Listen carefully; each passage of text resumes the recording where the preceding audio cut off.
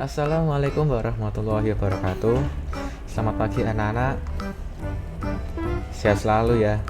Oke, pada kali ini saya akan membahas tentang budidaya ternak kesayangan ya, mapel prakarya kelas 8. Apa yang kita bahas kali ini adalah kita mempunyai banyak hewan-hewan ternak kesayangan yang berada di rumah kita. Contohnya seperti kucing ya, pasti punya kucing semua ya. Apalagi hamster, ada yang punya, ada yang enggak. Oke. Kemudian apalagi kelinci, wah tentu ini pasti pada punya ya, pasti ada punya. Dan lain sebagainya, banyak sekali hewan-hewan ternak kesayangan yang kita miliki di rumah maupun di sekitar kita ya. Pada kali ini saya akan membahas bagaimana cara membudidayakan hewan ternak kelinci ya. Budidaya ternak kelinci apa toh maksudnya, kenapa harus kelinci? Ya, satu, kelinci sudah hidup selama ribuan tahun. Ya, kita kenal dengan sebutan Pikachu, Trowelu, dan lain sebagainya. Kemudian, kelinci mudah ditemui di semua daerah dan disukai hampir seluruh kalangan, mulai dari tua, muda, pasti punya kelinci ya, untuk sekedar hobi atau untuk sebagai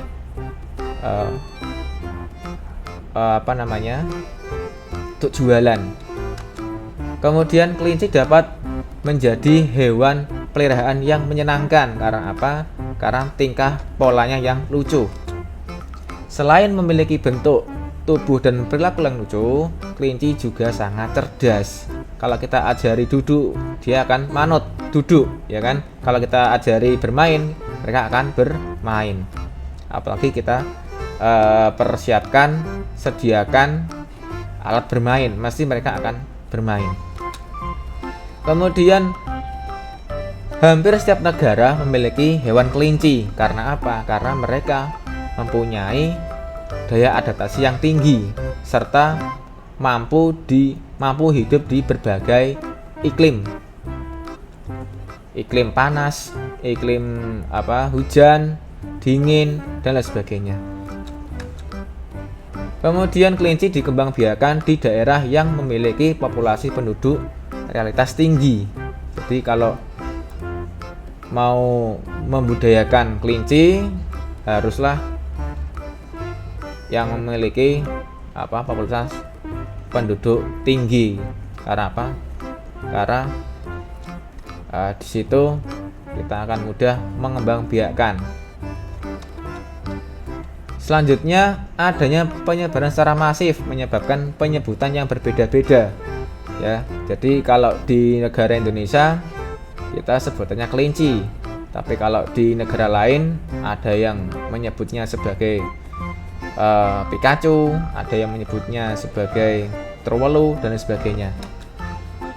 Di Indonesia, budidaya kelinci hanya di daerah tertentu saja.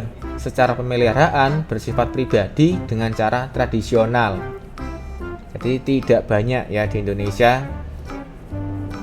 apalagi yang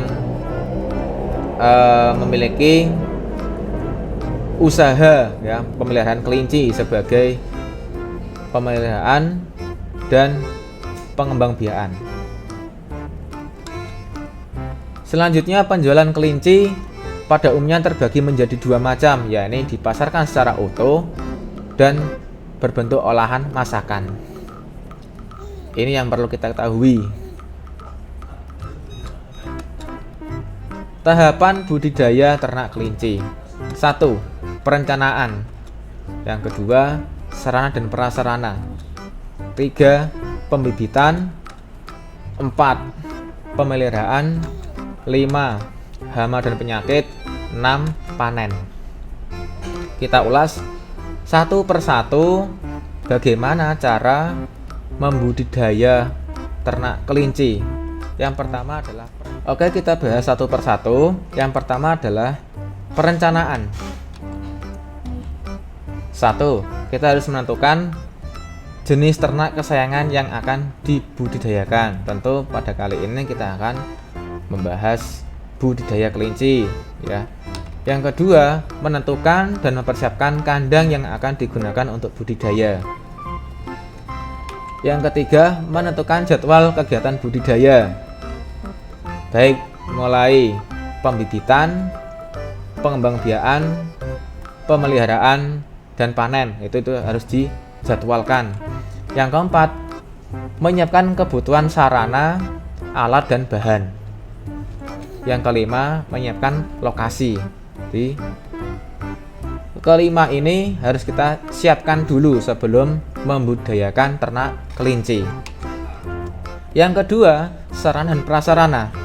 Apa yang kita butuhkan, alat dan bahan apa yang harus kita persiapkan, ya.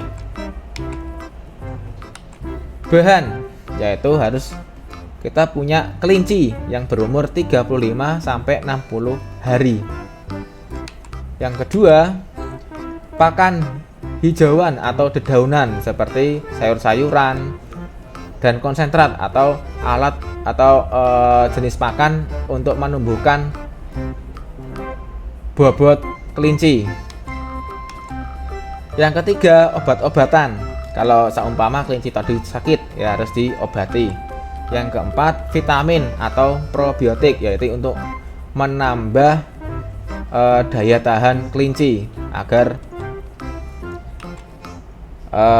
ia mampu bertahan di segala iklim. Yang kelima adalah kandang. Nah, 5 ini bahan-bahan yang harus kita perlukan. Alat apa saja yang harus kita perlukan, yaitu timbangan. Ini untuk menimbang kelinci, bobotnya berapa, kemudian panjangnya berapa, ini kita ukur dulu, kita timbang dulu. Yang kedua, tempat makan dan minum. Ini. Yang ketiga, pembersih kotoran. Ya, jangan lupa ya, kalau kelinci itu kotornya sangat menyengat. Nah, ini harus kita bersihkan tiap hari.